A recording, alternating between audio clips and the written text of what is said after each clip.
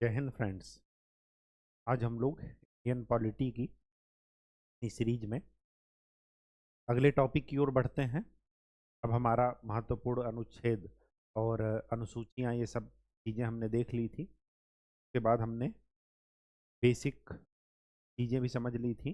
प्रस्तावना का हमने लेक्चर कल देखा कि संविधान की प्रियम्बल या प्रस्तावना क्या होती है और उसमें महत्वपूर्ण टर्मों को देख लिया। आज हम स्टार्ट करते हैं अपने कोर टॉपिक को और पहला हमारा चैप्टर है संघ और राज्य क्षेत्र।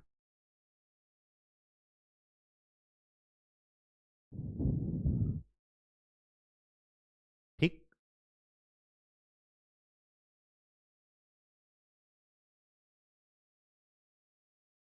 यहाँ पर जो आर्टिकल हैं संविधान के अनुच्छेद जो इनसे संपर्क में रहते हैं वो हैं आर्टिकल 1 से लेकर के आर्टिकल 4 तक, अनुच्छेद 1 से लेकर के अनुच्छेद 4 तक।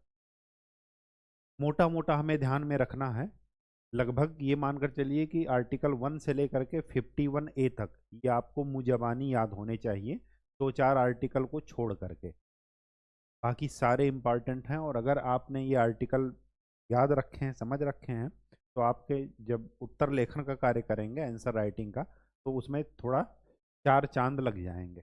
ठीक। आर्टिकल 1 क्या कहता है, पहले इस चीज को समझ लेते हैं। आर्टिकल 1 ये कहता है India that is Bharat. India जो कि भारत है, राज्यों का एक संघ होगा।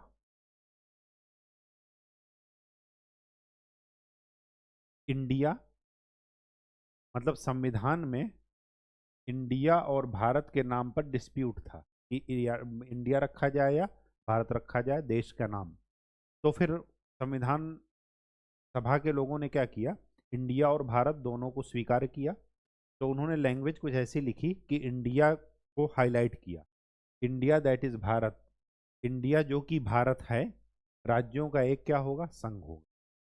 तो पहली चीज तो यहाँ पर दोनों नाम लिखे गए हैं। अभी आप हाल फिलहाल में करंट उसमें सुन रहे होंगे कि भारत सरकार जो है अब इंडिया के नाम की जगह भारत नाम रखना चाह रही है और इंडिया को पीछे करना चाह रही है, भारत के नाम को आगे करना चाह। ठीक है। अब यहाँ पर क्या है, इंडिया दैट इज भारत राज्यों का एक संघ होगा। अब इस संघ में मैंने आपको बताया था कि संघ में दो बातें अमेरिकी संविधान से अलग हैं। पहली बात क्या है कि भारतीय संघ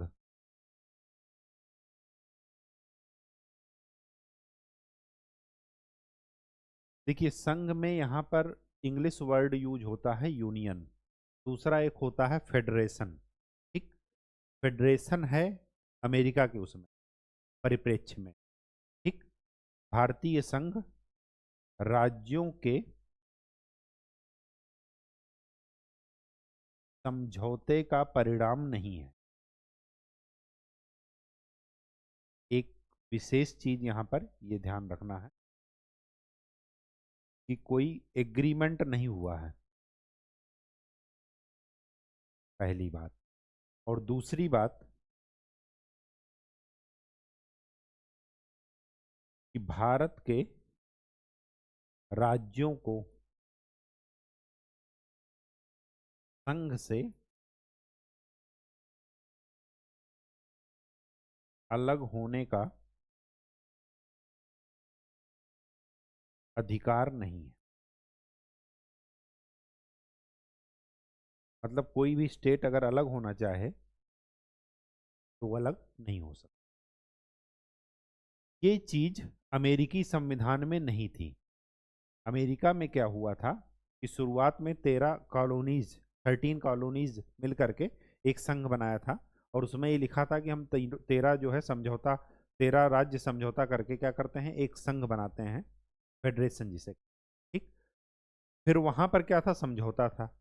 जब समझौता था तो वहां पर एक कंडीशन ये भी थी, क्या थी, कि हम जब चाहें उससे संघ से अलग हो सकते। ठीक। अब जब ये मामला गया अमेरिकी कोर्ट में, सुप्रीम कोर्ट में, तो वहां पर ये देखा गया कि जब धीरे धीरे एक एक राज्य करके निकलेंगे बाहर संघ से, तो संघ बचेगा कैसे, नहीं बचेगा। तो इसका मतलब ये हुआ कि वहां पर ये कंडीशन थी पहले। फिर जैसे जैसे सुप्रीम कोर्ट को अपना आभास हुआ कि हम इसकी व्याख्या किस प्रकार करें कि अमेरिकी संघ बचा रहे, तो उन्होंने कहा कि नहीं, राज्य को किसी भी राज्य को संघ से अलग होने का अधिकार नहीं है। ठीक है। तो अमेरिका में क्या था कि संघ से अलग होने का अधिकार था, और संघ क्या था, राज्यों के समझौते का परिणाम था। लेकिन भारतीय संविधान में संविधान सभा ने, जो संविधान मेकिंग बॉडी थी, कॉन्स्टिट्यूशनल मेकिंग बॉडी, उसने स्पष्ट कर दिया था कि भारतीय संघ और अमेरिकी संघ में दो अंतर स्पष्ट रूप से उन्होंने मेंशन कर दिए। क्या मेंशन कर दिया? पहला, कि एक राज्य के किसी समझौते का परिणाम नहीं है, और दूसरा, किसी भी राज्य को संघ से अलग होने का अधिकार नहीं है। ठीक। अब देखिए यहां पर और कौन कौन सी चीजें शामिल हैं। यहां पर तीन चीजें शामिल हैं भारतीय संघ में। एक तो राज्य, जिसको आप कहते हैं स्टेट्स, संघ शासित प्रदेश,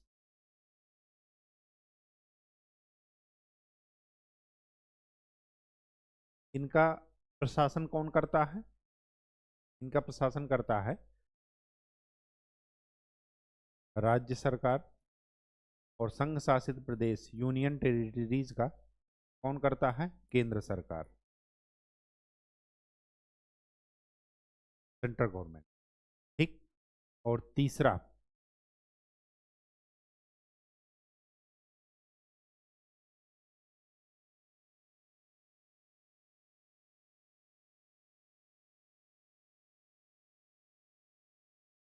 भारतीय संघ का वह क्षेत्र जो भविष्य में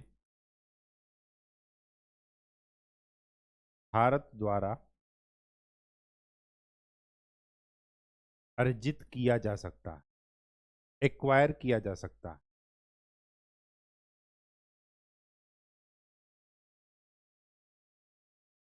ये दुनिया के किसी भी संविधान में ये होता है कि वो आगे भविष्य में किसी भी क्षेत्र को एक्वायर कर सकते हैं। अगर उनकी क्षमता हुई तो एक्वायर कर लेंगे, अगर क्षमता नहीं हुई तो अर्जित नहीं करेंगे। लेकिन ये प्रोविजन रखते हैं। ठीक। इन दोनों को मिलाकर भारत का संघ क्षेत्र कहा जाता है, यूनियन टेरिटरीज कहा जाता है। ठीक। और एक दूसरा होता है भारत का राज्य क्षेत्र।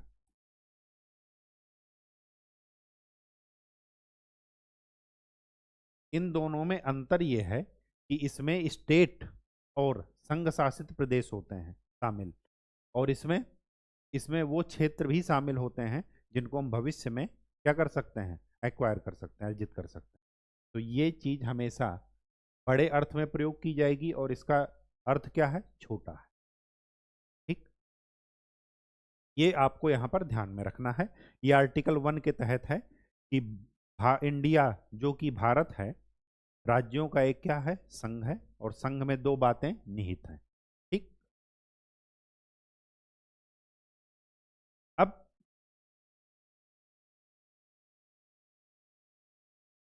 1947,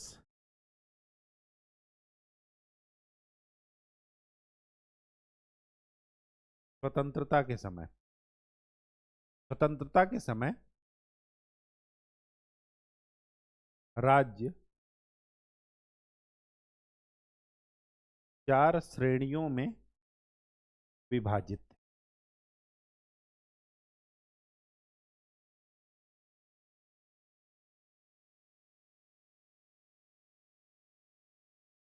श्रेणी का, श्रेणी खा,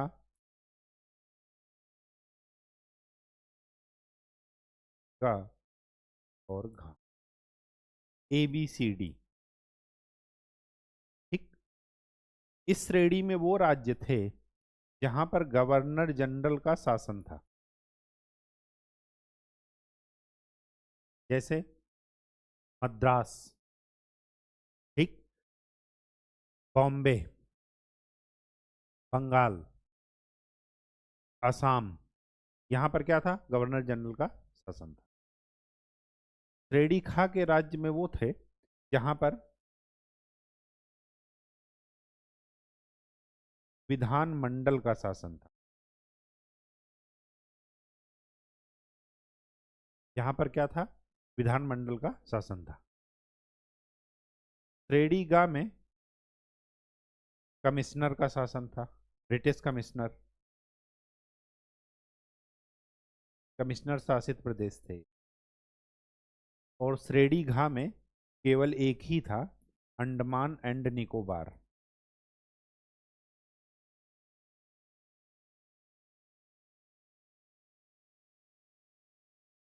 ठीक, ये जो है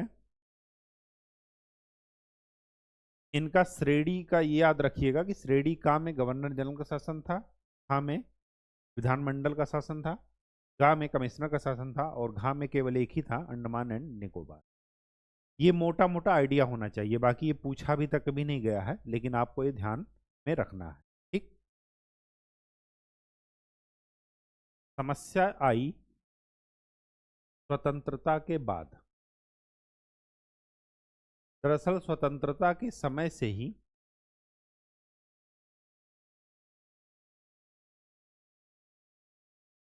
भाषा आधारित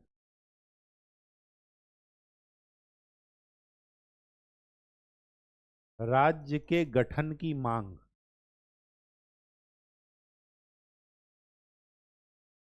ये स्टार्ट हो गई। जैसे हिंदी भाषी राज्य अपना अलग, पंजाबी अलग, उड़िया अलग, उड़ीसा की भाषा, ठीक, उसके बाद तमिल अलग, तेलुगु अलग, मराठी अलग, ये सारे के सारे। अब क्या हुआ, इसके लिए एक हर आयोग बना। इसके धर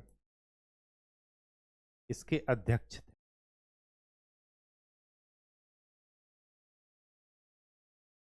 ये बना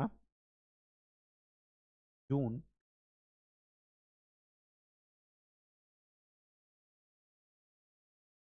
1948 में।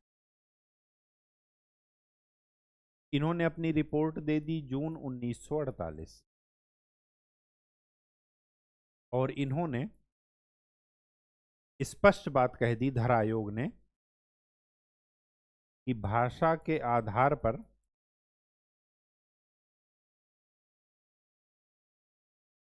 राज्य का पुनर्गठन, राज्य का स्टेट्स का रिस्ट्रक्चरिंग नहीं हो सकता। साफ साफ इन्होंने मना कर दी। ठीक, ये धर आयोग याद रखिएगा, और ये याद रखिएगा इसका रिजल्ट कि भाषा के आधार पर इन्होंने राज्य के पुनर्गठन का समर्थन नहीं किया, डायरेक्ट मना कर दिया।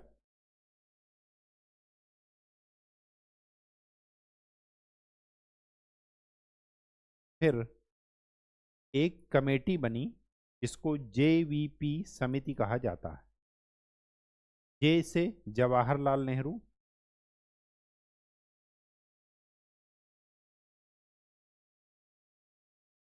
वी से वल्लभ भाई पटेल,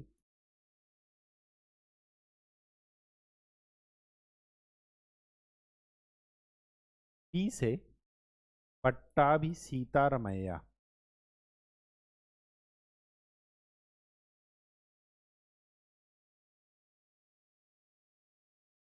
ये समिति बनी जस्ट इसके बाद ही।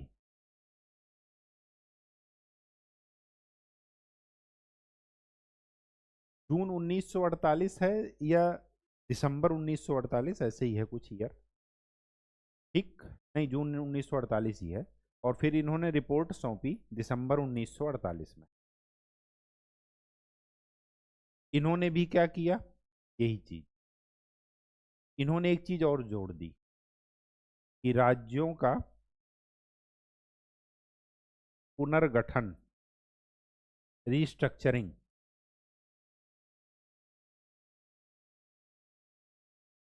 का आधार भाषा नहीं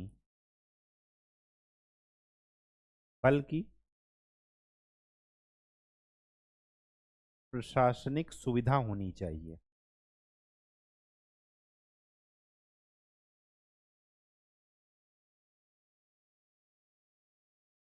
ठीक, भाषा को इन्होंने पुनर्गठन का एक आधार नहीं माना।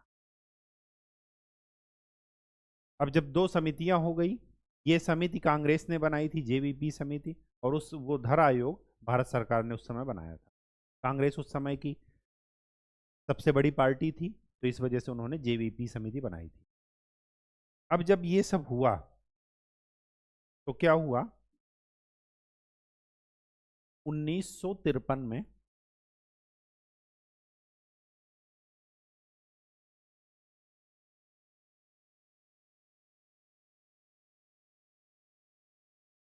ये व्यक्ति हैं पोट्टी श्रीरामुलु, इन्होंने आमरण अनशन कर दिया।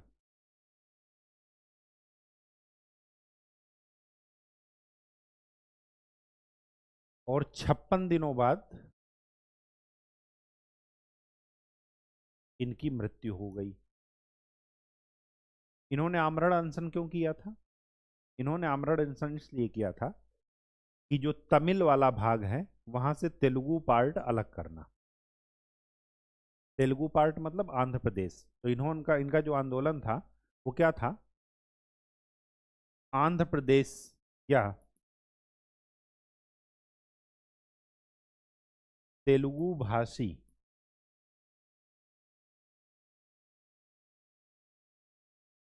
राज्य का गठन।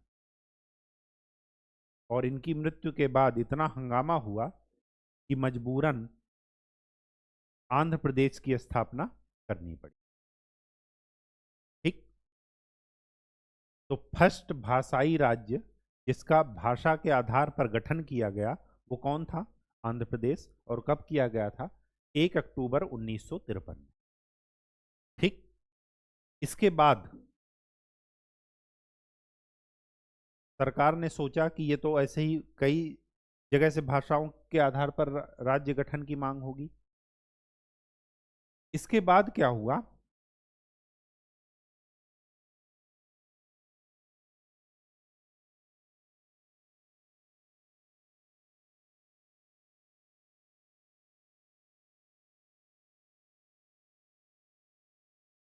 राज्य पुनर्गठन आयोग बनाया गया।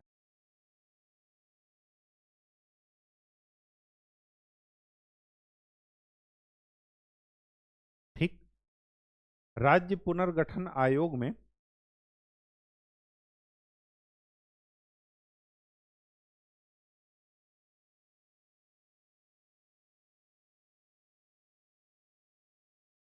के.एम. पडिक्कर,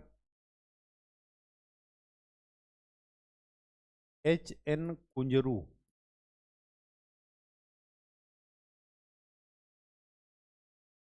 इनका पूरा नाम था हृदयनाथ कुंजरू। ठीक, पूरा नाम भी लिख लीजिएगा, हृदयनाथ कुंजरू। ठीक, हृदयनाथ कुंजरू, H.N. कुंजरू हो गए, और साथ में के.एम. पडिक्कर।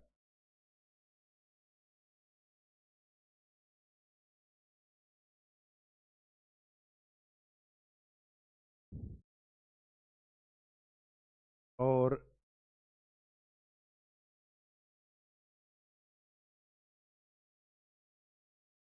फजल अली इसके अध्यक्ष थे। और ये दोनों क्या थे? ये दोनों सदस्य थे। ये राज्य पुनर्गठन आयोग बाद में आया, इसके पहले आ गया था फजल अली आयोग।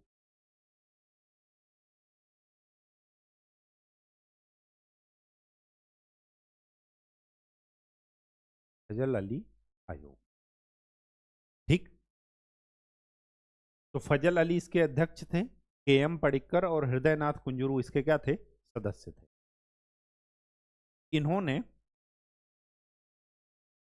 इनकी जो रिकमेंडेशन थी, इस कमेटी के जो निष्कर्ष थे, इन्होंने क्या रिकमेंडेशन दी, क्या अनुशंसाएं दी, उस पर चर्चा करना जरूरी है।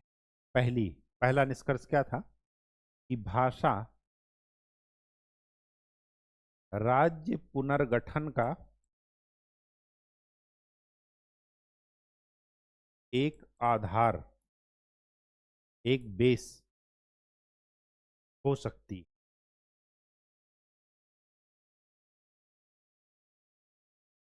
लेकिन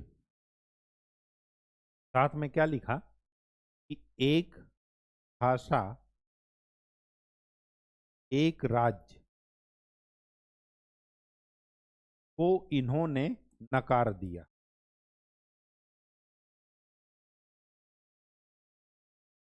नकार दिया मतलब इन्होंने भाषा को राज्य पुनर्गठन का एक आधार तो माना, लेकिन ये नहीं कहा कि एक राज्य में एक ही भाषा होनी चाहिए। तो एक राज्य एक भाषा के फार्मूले को इन्होंने नकार दिया, लेकिन भाषा को एक बेस के रूप में मान लिया कि हाँ, भाषा किसी राज्य के पुनर्गठन का आधार हो सकती। ठीक, दूसरा, जब भी राज्य पुनर्गठन किया जाए, नए राज्य बनाए जाएं या एक राज्य के कुछ टुकड़े किए जाएं, तो भारत की एकता और अखंडता का ध्यान रखा जाए। मतलब लोगों के मन में विभाजन की भावना ना आए। दूसरा, नेक्स्ट, जो राज्य पुनर्गठन का आधार हो वो प्रशासनिक,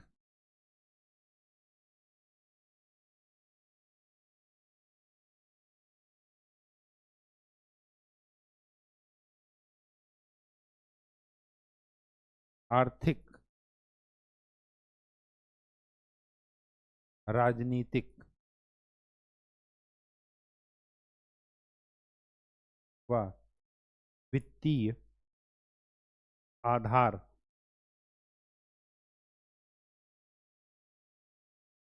मतलब कहने का ये मतलब है कि केवल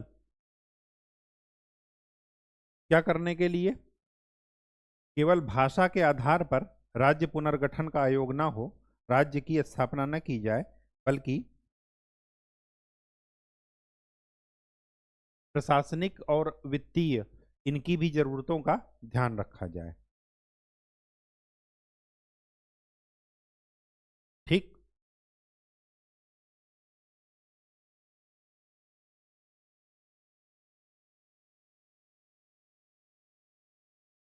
प्रशासनिक, सॉरी, ये राजनीतिक नहीं है, प्रशासनिक, आर्थिक व वित्तीय आधार हो, भाषा व सांस्कृतिक एक रूपता, यूनिफॉर्मिटी का ध्यान रखा जाए।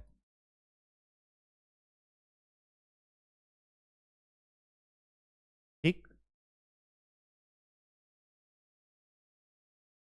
और नेक्स्ट पॉइंट,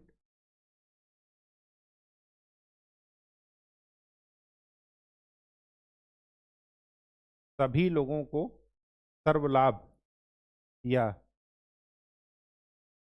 देश के सभी भागों, सभी लोगों का कल्याण सुनिश्चित किया।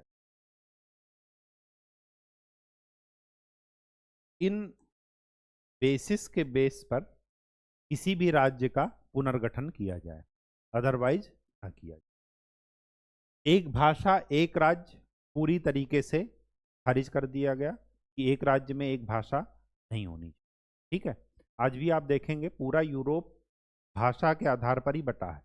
जर्मन हुआ, फ्रांस हुआ, स्पेन हुआ, पुर्तगालीज हुआ, ये सब क्या है, ये सब भाषा के आधार पर है। ठीक है। नेक्स्ट, इन सब के बाद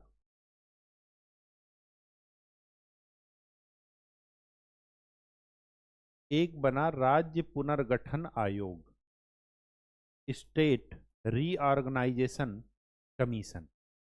ये 1956 में बना।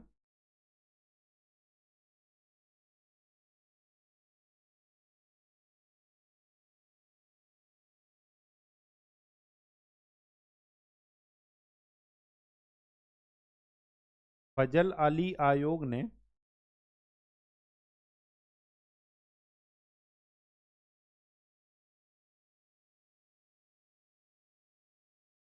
16 राज्य एंड 6 केंद्र शासित प्रदेश स्थापित करने की क्या बनाई थी, रिकमेंडेशन दी थी कि कितने स्थापित किए जाएं, 16 राज्य और 6 केंद्र शासित प्रदेश। ठीक।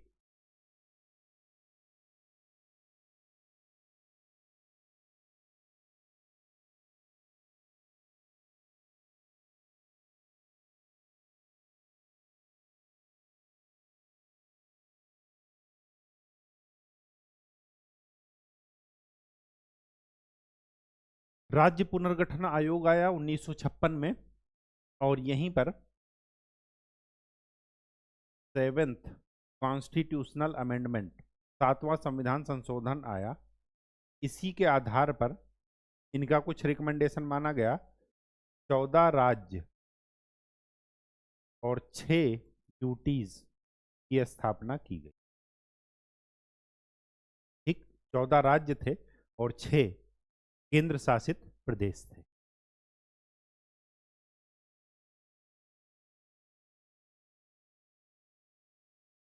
चौदह राज्य कौन कौन से थे वो देख लेते हैं। अगर ए से बात की जाए तो ए से 2 थे, एक आसाम और दूसरा मैंने बताया आंध्र प्रदेश। ये ए से थे। बी से 2 थे, एक तो थे बॉम्बे जिसको आप बम्बई कहते थे, और दूसरा था Bihar. A B C D E F G. E से कुछ नहीं था, आई जे। जे से था Jammu and Kashmir, J and K. Fourth, J and K बाद था Kerala, Kerala. 2, 2 4, 2 6। L M, M से 3 थे, मध्य प्रदेश, मैसूर और मद्रास।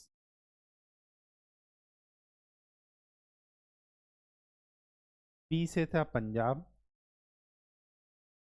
ओ से था उड़ीसा,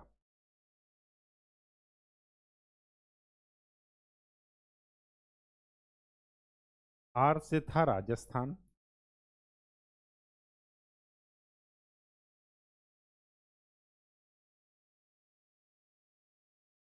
यू से था उत्तर प्रदेश,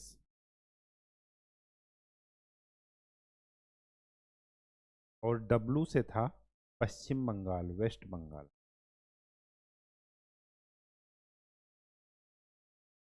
तो कितने हो गए, 14 हो गए। 2, 2 4, 2 6, 6 3 9, 9 5 14। 14 तो ये राज्य थे। ये अच्छे से देख लीजिएगा, क्योंकि ये जो है क्वेश्चन पूछा जाता है कि स्वतंत्रता के समय जो राज्य थे, तो वो 1956 में, उस समय जो है कौन कौन से राज्य अस्तित्व में। यूटीज में कैसे ध्यान रखेंगे यूटीज, ये था इंडिया का मैप। एक यूटी तो यहाँ की थी अंडमान, दूसरी थी लक्षद्वीप। तो यूटी में पहला तो था अंडमान एंड निकोबार,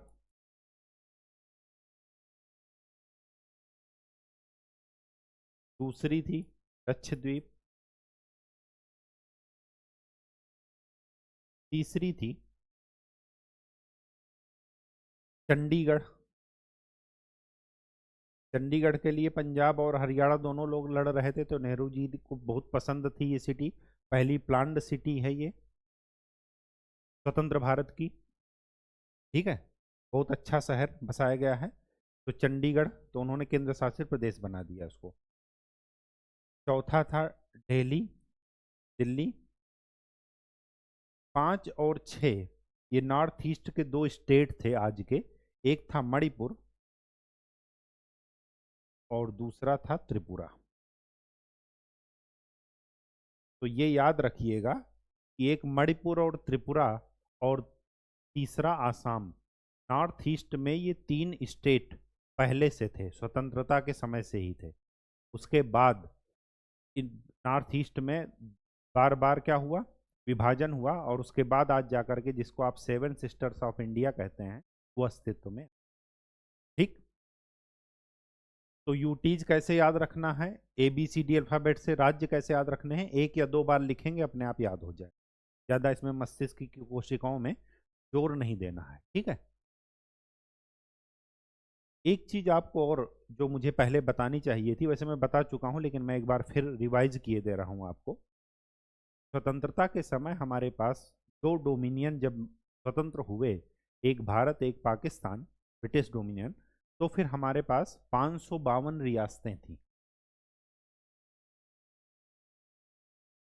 552 में से 549 कहाँ चली गई? उन्होंने अपना अपना समय रहते डिसीजन ले लिया था कि जिसको पाकिस्तान के साथ जाना हो, जिसको वो पाकिस्तान के साथ चला जाए, जिसको भारत के साथ जाना हो भारत के साथ। केवल 3 रियासतें थी जिन्होंने डिसीजन नहीं किया था। एक थी जूनागढ़, दूसरी थी हैदराबाद और तीसरी थी कश्मीर।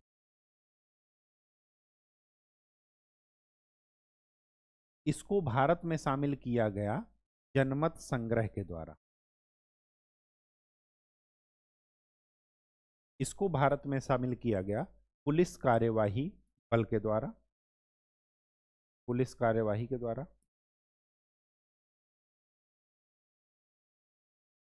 और इसको शामिल किया गया इंस्ट्रूमेंट ऑफ एक्सेशन विलय पत्र के द्वारा। इन तीनों को भारत में शामिल किया।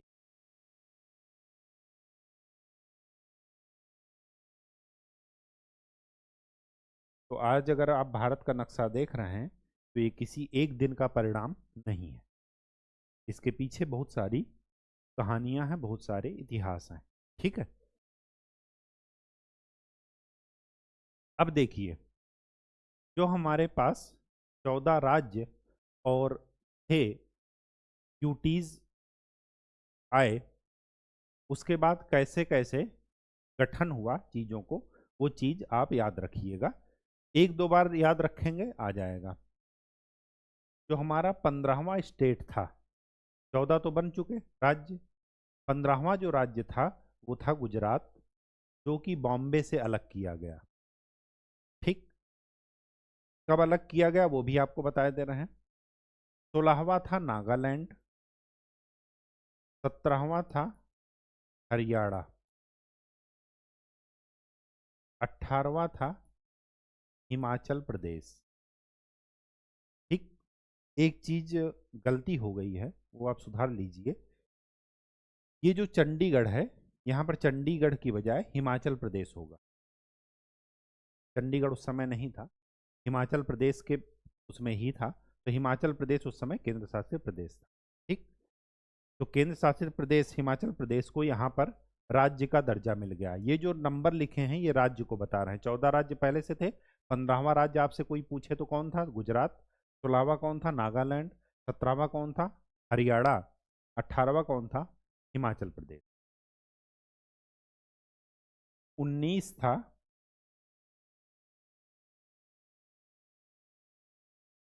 मणिपुर।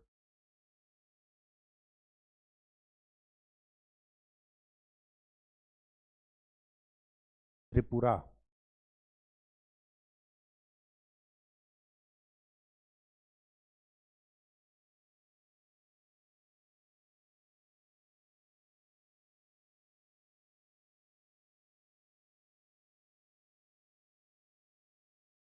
मिजोरम, त्रिपुरा। 22वां था सिक्किम।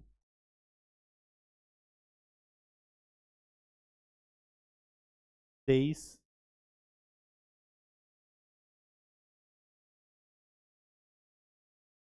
अरुणाचल प्रदेश। 24 मेघालय।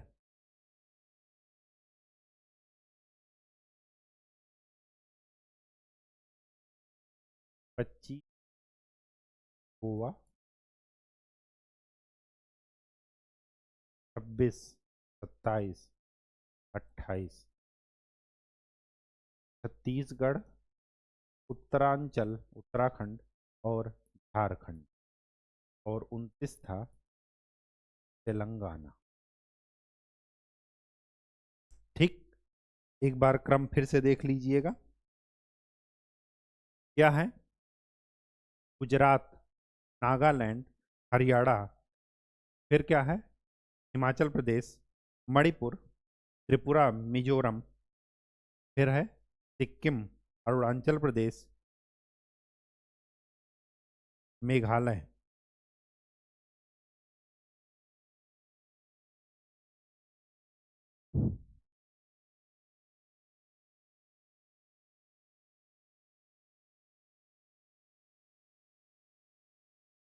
ये रीवर्ड।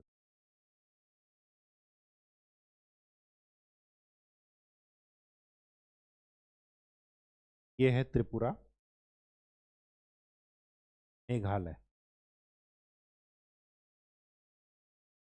और ये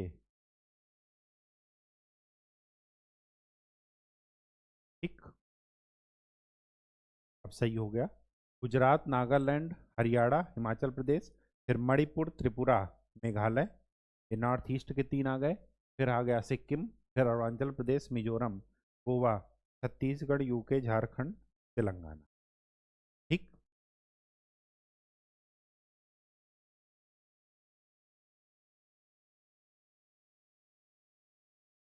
2014, 2000, 1960 में, 1963 में, 1966 में, और 1971 में। 1974 में,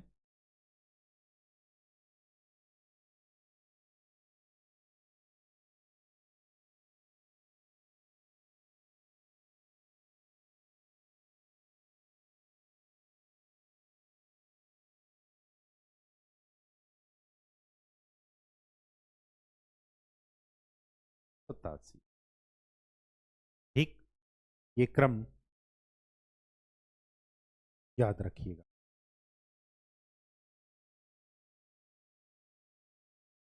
72। ठीक है। 1960, 63, 66, 71, उसके बाद तीन आए 72 में, फिर 75, 1987, और फिर 2000, लास्ट में 2014। ये तो थी 2014 तक की कहानी। ठीक। ये आया, इसके लिए एक आयोग बना था, ये याद रखिएगा, शाह आयोग। इसके उस पर ये बना था। हिमाचल प्रदेश पहले केंद्र शासित प्रदेश था, 1971 में पूर्ण राज्य का दर्जा इसे मिला। मणिपुर और त्रिपुरा ये भी पहले केंद्र शासित प्रदेश थे, 1972 में इनको राज्य का दर्जा मिला। सिक्किम में याद रखिएगा, एक 34th कॉन्स्टिट्यूशनल अमेंडमेंट और 34th कॉन्स्टिट्यूशनल अमेंडमेंट, संविधान संशोधन, ये सिक्किम को एसोसिएट स्टेट की मान्यता देता है, संबद्ध राज्य।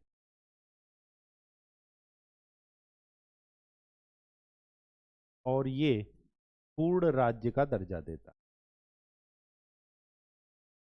ठीक। ये 1975 में। ठीक। ये तो हुआ 2014 की कहानी।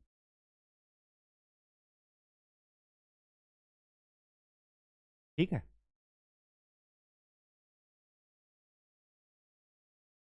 अब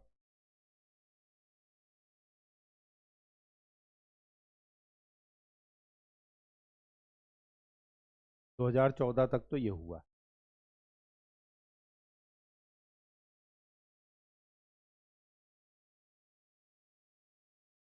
2021 तक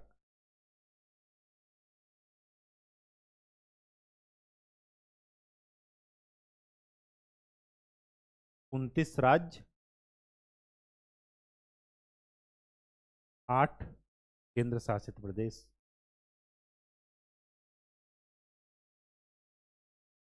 ठीक।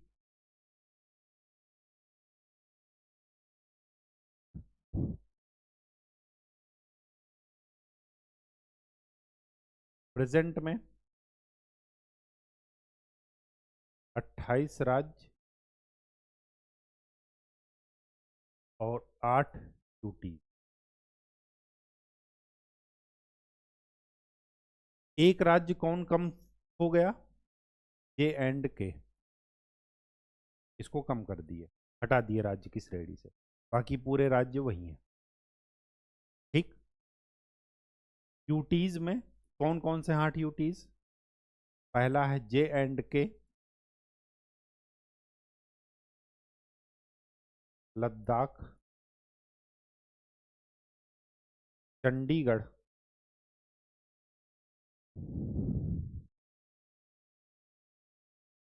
दिल्ली, लक्षद्वीप,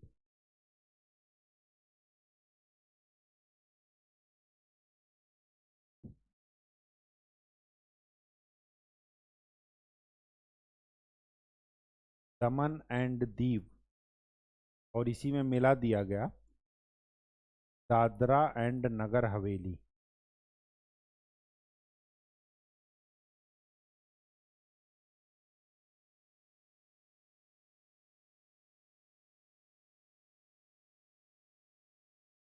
अंडमान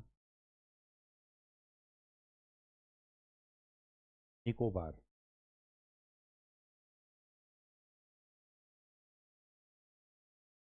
ठीक। ये हो गया, इसमें तो कोई डाउट होना नहीं चाहिए।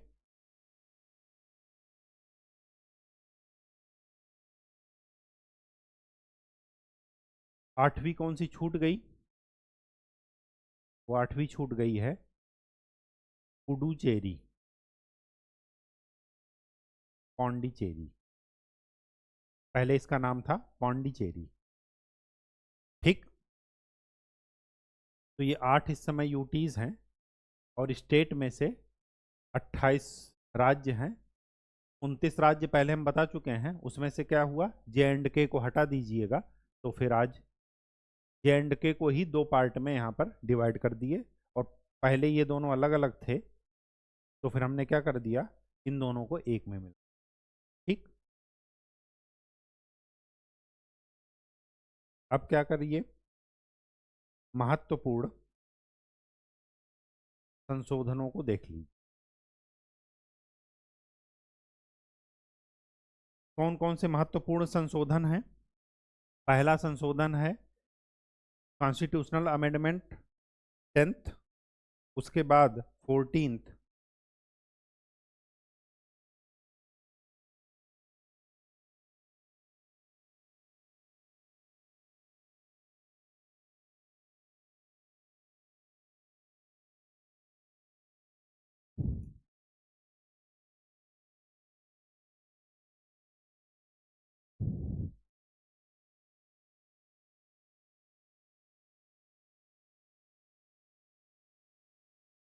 ये है दादरा एंड नगर हवेली।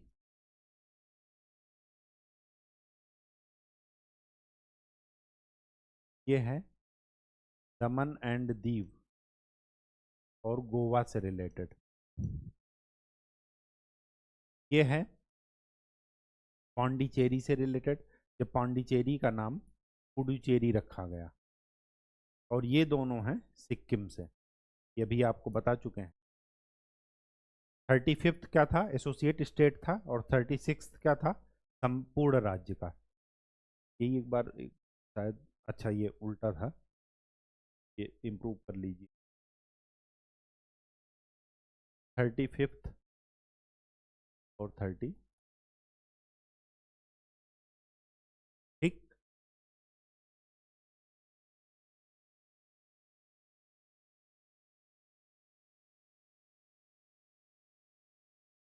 अब जो है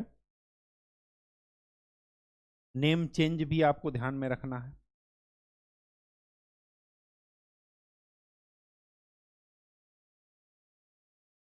संयुक्त प्रांत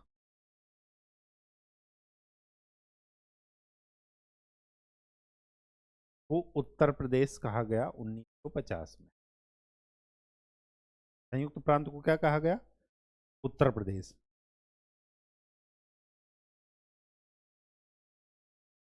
फिर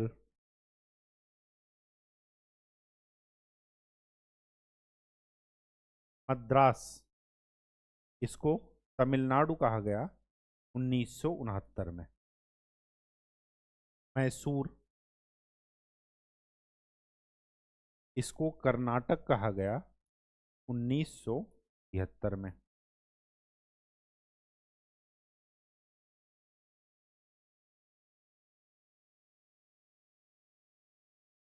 फिर पांडिचेरी को पुडुचेरी कहा गया। ये 1979 में है आई थिंक।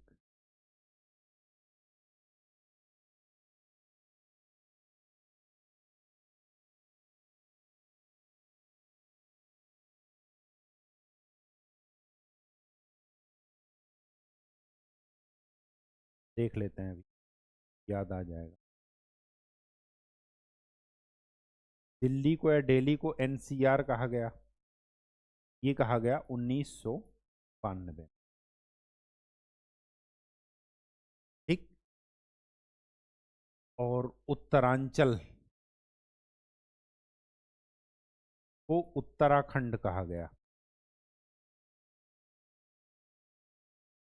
इन दोनों को कहा गया 2006 में। और लास्ट है उड़ीसा को ओडिशा, ये कहा गया 2011 में। जब 8वीं अनुसूची की 22 भाषाएं मैं बता रहा था आपको, तो उसमें भी मैंने बताया था कि उड़िया का नाम उड़िया रखा गया कब? 2011 में, ठीक है। तो ये नेम चेंज का भी ईयर ध्यान रखिएगा। ये आपसे यूपीपीसीएस खास करके स्टेट उसमें पूछा जाएगा, ठीक है।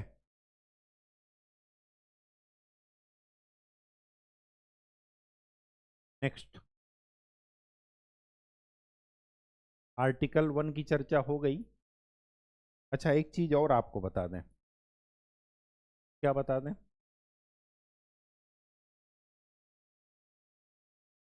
गोवा,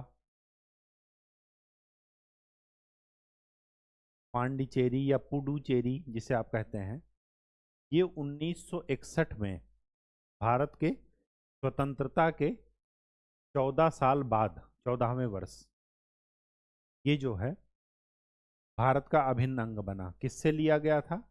पुर्तगाल से, पुर्तगालियों से, ठीक। अभी भी गोवा का नाम इस वजह से आता है क्योंकि यहाँ पर यूनिफॉर्म सिविल कोड अभी भी लागू है। ये पुर्तगालियों के साथ जब एग्रीमेंट हुआ था तो उसमें कहा गया था कि यहाँ की आप सांस्कृतिक परंपराओं में हस्तक्षेप नहीं करेंगे, ठीक। यही डिफरेंस है एक अच्छे जो है कंट्री में और एक खराब कंट्री में, कि आप अगर अपनी तानाशाही दिखाने पर आए तो आपकी इमेज कुछ अलग बनती है, और अगर एक आप सॉफ्ट पावर के रूप में आगे बढ़ते हैं तो एक अलग इमेज बनती है। हांगकांग आपने नाम सुना होगा। हांगकांग को ब्रिटेन से लीज पर लिया चाइना ने, और वहाँ पर वो लोग क्या कर रहे हैं? स्वायत्तता की मांग कर रहे हैं। वो कह रहे हैं कि जो एग्रीमेंट में लिखा था वैसे ही आप चलिए, लेकिन चीनी सरकार वो मानने को तैयार नहीं। और भारत में देख लीजिए आप, वो जबकि 1998 में ली है, उसके बाद अभी हंगामा शुरू हो। और ये गोवा हमारे पास 1961 में आया और आज तक कोई हंगामा नहीं, क्योंकि हमने वहाँ पर उनके सांस्कृतिक चीज़ों को संरक्षित करके रखा। कोई हस्तक्षेप नहीं, आप अपना धर्म मानिए, अपनी परंपरा मानिए, कोई दिक्कत नहीं। ठीक, सबसे ऊपर क्या है? देश है, और देश ही रहना चाहिए। ठीक, अब आर्टिकल 2 की बात करते हैं। आर्टिकल 2 में क्या है कि संसद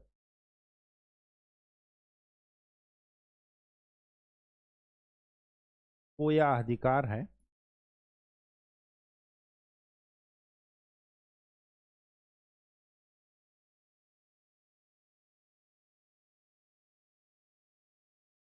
कि किसी नए राज्य को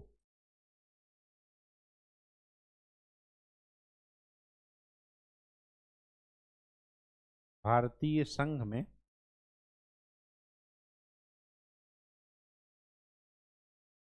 शामिल कर सकते।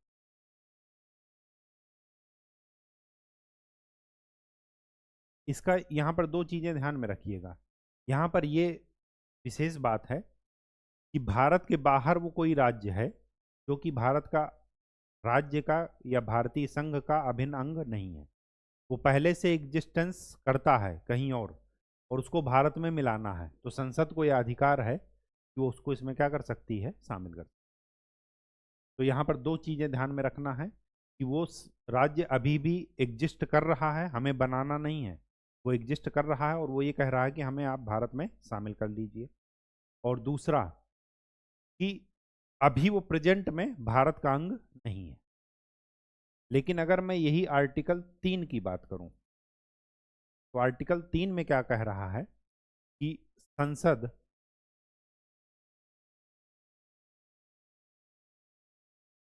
पहला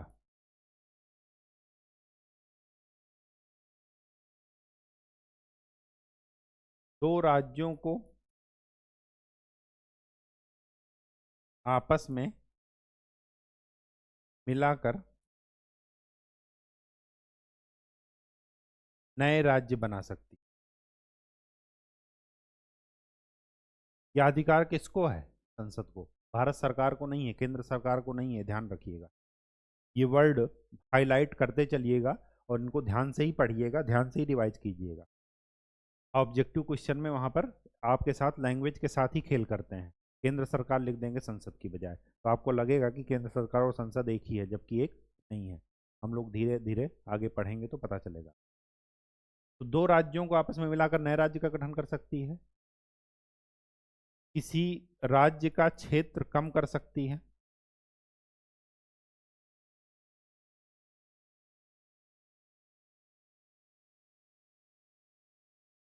किसी राज्य का क्षेत्र बढ़ा सकती है,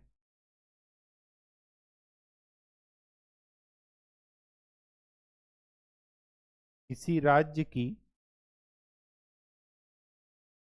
सीमा परिवर्तन कर सकती है।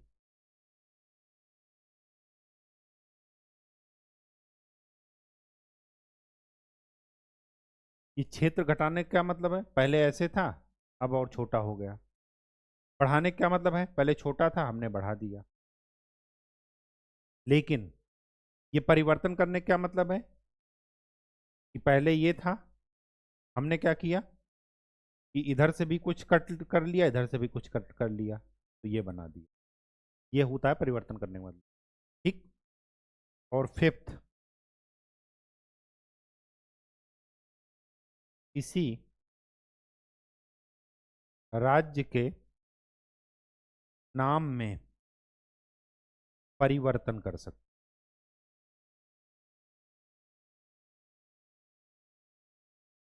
मतलब राज्यों का पूरा अस्तित्व किस पर टिका है? केंद्र पर, संसद पर। इसीलिए कहा जाता है कि राज्य का यहाँ पर कोई अस्तित्व नहीं है, विनाशी राज्यों का अविनाशी संघ। मतलब संघ हमेशा बरकरार रहेगा, राज्य रहे या ना रहे। इसीलिए कहा गया है अनुच्छेद 1 में कि ये किसी राज्य के, किन्हीं राज्यों के समझौते का परिणाम नहीं है संघ, और ना ही राज्य को इससे अलग होने का अधिकार। साथ में एक चीज और यहाँ पर कंडीशन लगा दी गई है, कुछ संविधान ने सुरक्षा भी दी है राज्यों को।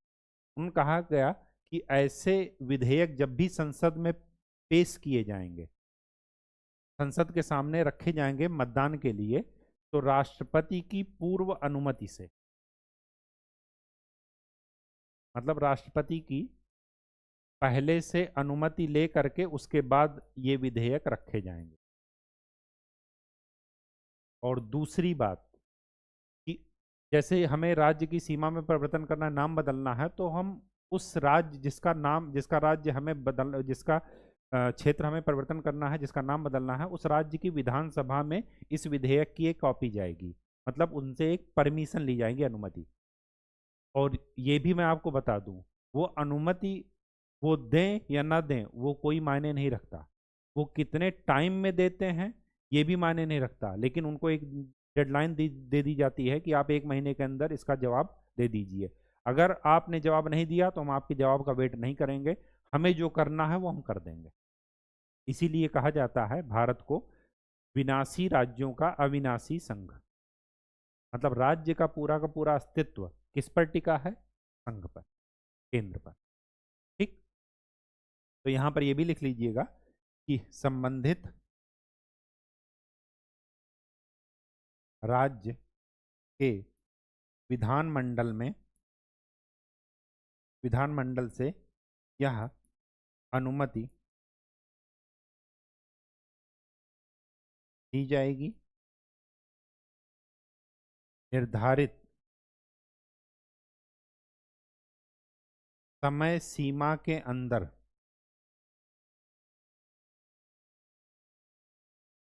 उनको अनुमति देनी होगी। और अगर ऐसा नहीं होता तो जो विधेयक है वो संसद में पेश कर दिया जाए, मतलब इनका वेट नहीं करेंगे। अगर ये इस विधेयक को लटकाना चाहें या ये कहें कि विधेयक जो आपने भेजा था वो खो गया, तो केंद्र सरकार, वो संसद उनको दोबारा भेज भी सकती, नहीं भी भेज सकती। ठीक, राष्ट्रपति की पूर्व अनुमति से ऐसा हो, ये प्रोविजन इस वजह से रखा गया ताकि मनमानी कार्यवाही ना हो। ठीक, एक तरफा कार्यवाही ना हो। और सबसे लास्ट बात, जो अहम बात है, वो ये आर्टिकल 4 में लिखा गया है, वो ये लिखा गया है कि आर्टिकल 2 और 3 में जो काम किया जाएगा वह आर्टिकल 368 के तहत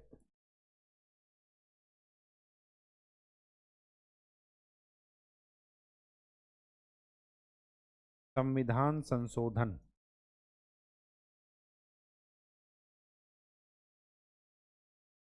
नहीं माना जाएगा।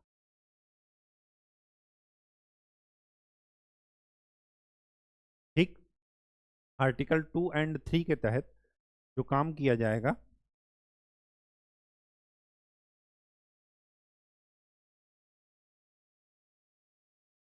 आर्टिकल 2 और 3 के तहत जो काम किया जाएगा वो क्या किया जाएगा? संविधान संशोधन नहीं माना जाएगा। ठीक,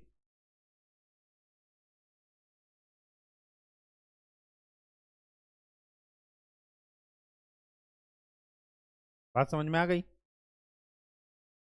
इसका मतलब ये हुआ कि संविधान संशोधन अगर नहीं है, इसका मतलब ये हुआ कि ये काम संसद क्या कर सकती है?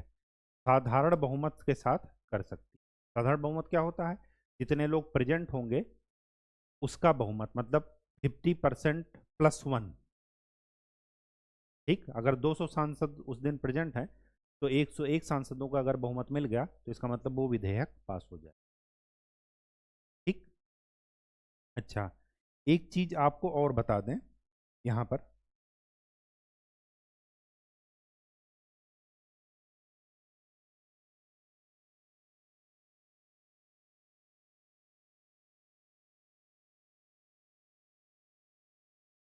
ये जो है, ये 4 श्रेणियों में जो राज्य बांटे गए थे, ये संविधान के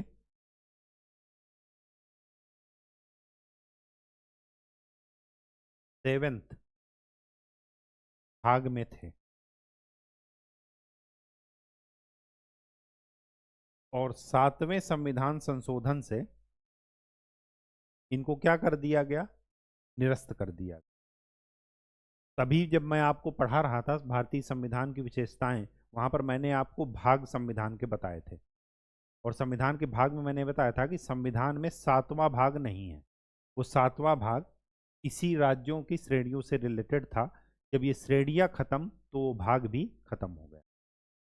ठीक, अब राज्य और संघ शासित प्रदेश, तो राज्य और संघ का वर्णन कहाँ है, अनुच्छेद 1 से लेकर के 4 तक में। जब भी हम परिवर्तन करते हैं, जैसे 29 राज्य से 28 राज्य बनाए, तो अनुच्छेद 1 में अपने आप परिवर्तन हो गया और वो भी किससे परिवर्तन हुआ, साधारण विधेयक के। संविधान संशोधन नहीं करना पड़ा। ठीक, बात समझ में आ गई। तो आज के लिए इतना ही। नेक्स्ट लेक्चर में हम लोग सिटीजनशिप से स्टार्ट करेंगे और देखेंगे कि नागरिकता क्या होती है, किसी देश के नागरिक होने का क्या फ़ायदा है, क्या नुकसान है, ये सारी चीज़ें। तो तब तक के लिए खूब अच्छे से पढ़ाई कीजिए, मेहनत कीजिए। धन्यवाद।